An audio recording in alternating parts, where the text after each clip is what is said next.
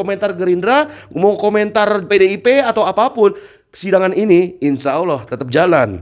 Kecuali ya, kalau nanti Dasko, Gerindra dan lain sebagainya macamnya mengiming-imingi, ya kan, FPI mengiming-imingi Habib Rizik, itu lain cerita. Nah, terlepas daripada itu ngiming-imingi ada atau enggak, kita lihat aja nanti segala-segalanya di masa yang akan datang. Apakah sidang ini akan dicabut atau tidak gitu kan. Kalau sidang ini gugatan perdata kepada Jokowi ini dicabut, nggak jadi sidang ya, berarti diduga kuat FPI terima dana dari Gerindra. Diduga kuat Habib Rizik sudah membelot dari umat dan berkhianat kepada umat, dan juga yang paling penting sudah berkoalisi dengan Prabowo Subianto. Innalillahi wa inna ilaihi rajiun. Mudah-mudahan nggak kayak gitu, nggak. Karena Al-Fakir tahu makin banyaklah umat Islam yang subscribe media-media Islam daripada kita subscribe media-media maksiat. Paling tidak. Bismillahirrahmanirrahim. Assalamualaikum warahmatullahi wabarakatuh. Jumpa lagi Al-Fakir Rabi Faisal pada kesempatan hari ini, saudara, Rabu 9 Oktober 2024. Bagaimana keadaan saudara dan keluarganya? Semoga semuanya sehat, mulia, barokah, amin. Allahumma amin, amin ya rabbal alamin. Dan rezekinya tidak pernah putus-putus, amin ya rabbal alamin. Masih panjang umur perubahan ya perubahan.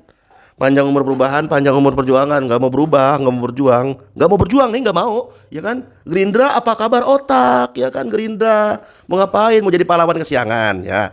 Mau jadi pahlawan kesiangan, mau jadi superhero gitu kan, mau jadi Iron Man, mau jadi Superman, mau jadi Batman, mau jadi Thor, mau jadi apa, ya kan? Gerindra berharap Jokowi dan Habib Rizik mediasi, minta maaf, ya apaan? Minta maaf apaan? Apanya minta maaf? Yang minta maaf, oh no, rezim yang sekarang nih, minta maaf dia, karena banyak nih dugaan, banyak pelanggaran. Dan itu ada wadahnya. Negara menyiapkan fasilitas wadah buat orang kalau diduga melanggar hukum, itu ada sidangnya. Ya biarin aja, hormatin aja keputusan sidang, hormatin aja itu yang katanya NKRI harga mati, hormatin aja itu yang katanya namanya saya Pancasila, saya NKRI, hormatin itu, biarin lah hukum berjalan. Kan gitu, kan katanya negara hukum, bukan negara minta maaf, bukan negara mediasi, bukan negara islah dan lain sebagainya macamnya. Jadi Gerindra nggak usah ngemis-ngemis ya, minta Habib Rizik supaya maafin Jokowi, apalagi sampai mediasi. Amit-amit ya bang, jamang bayi. Innalillahi wa inna ilaihi rajiun. Ya, kalau cara berpikir Gerindra kayak gitu, nanti banyak orang udah maling aja, udah aja korupsi yang banyak, ya kan. Terus minta maaf doang kok, cuma minta maaf, ya kan.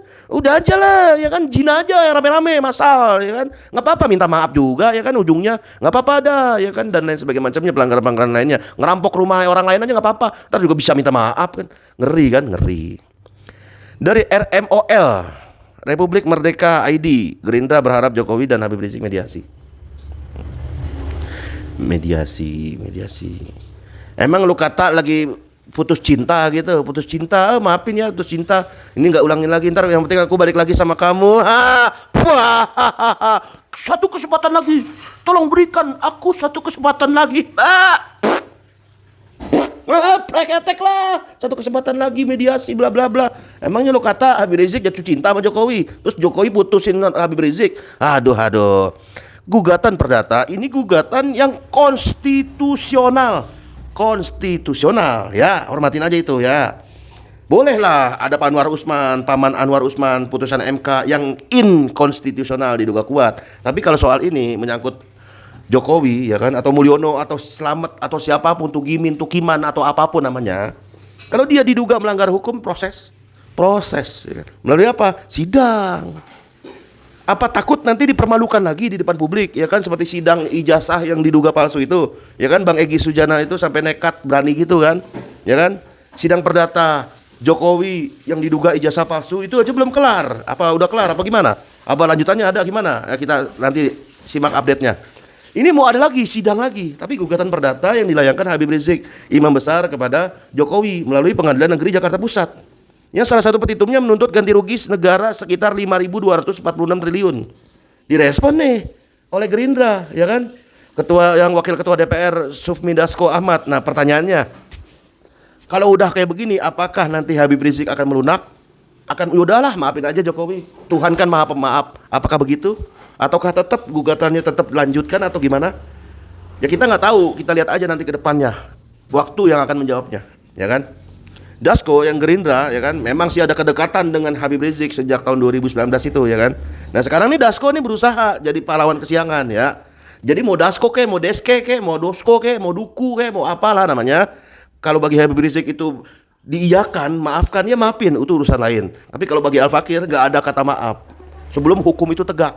Karena Nabi SAW junjungan kita, kakeknya Habib Rizik, kakeknya para habaib, ya kan, itu sudah mencontohkan bahwa namanya kalau ada sekelompok orang atau siapapun namanya melanggar syariat, itu nggak ada kata maaf, nggak ada kata toleransi, nggak ada kata ya udahlah, Tuhan aja maha pemaaf.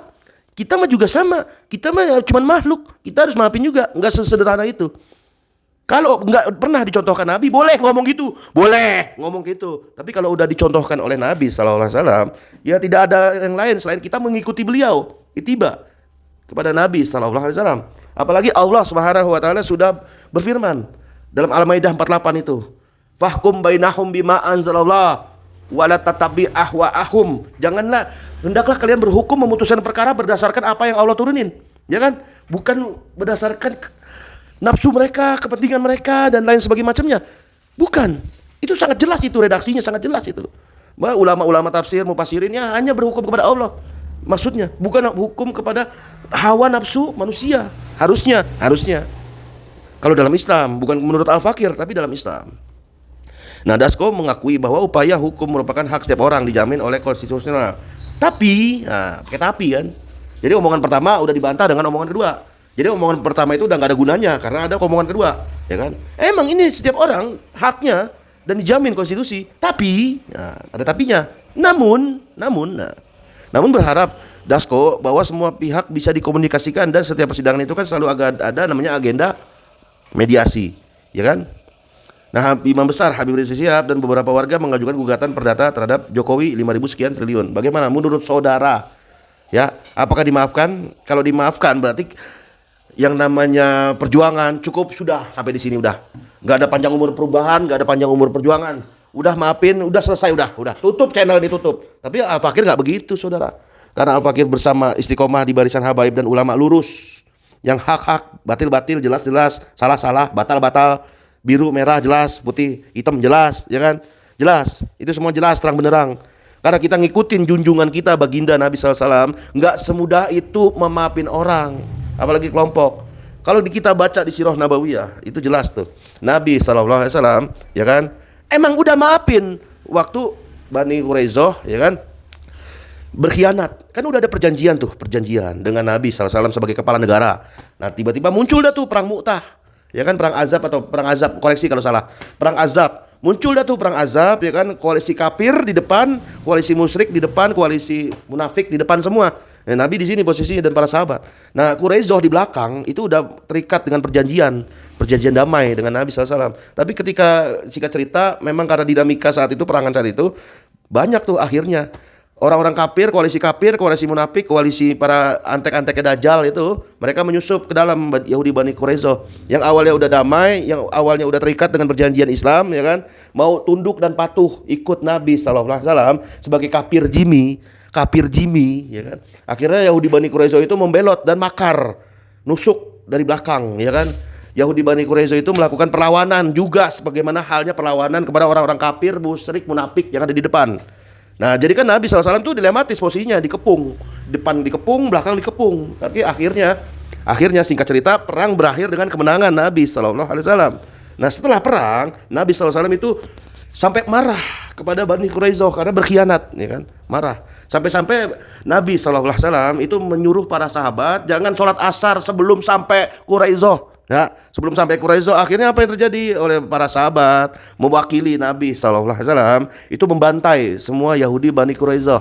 Bani Quraizoh dibantai semua kecuali anak kecil dan wanita.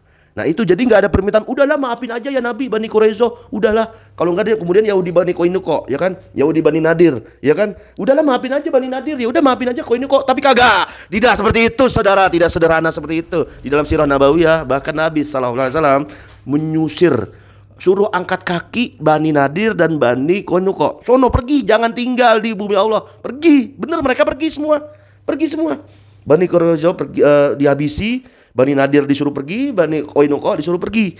Ya, jadi nggak cukup minta maaf. Bahkan jauh sebelum itu, ya kan, ada orang terpandang, orang kaya, ya kan, mencuri, minta keringanan, maafin aja, beres, sudah selesai, terpandang. Ya. Tapi Nabi SAW enggak, sambil marah, demi Allah, seandainya Fatimah binti Muhammad mencuri, aku sendiri yang potong tangannya. Artinya apa? Tadi, fahkum bainahum bima anzalallah, wala tattabi ahwa'ahum. Kan jelas, hendaklah kalian memutuskan perkara berdasarkan yang Allah turunin.